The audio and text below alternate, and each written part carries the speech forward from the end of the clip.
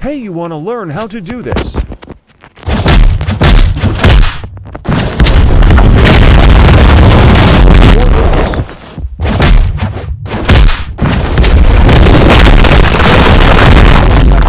Correct video.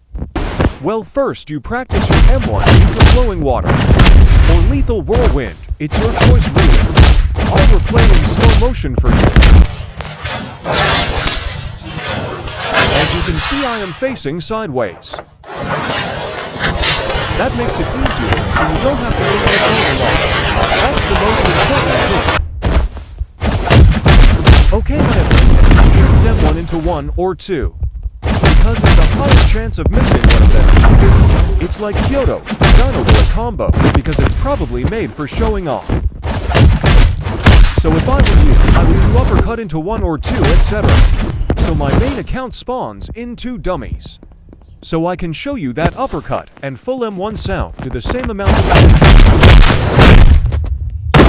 See. Here's another showcase.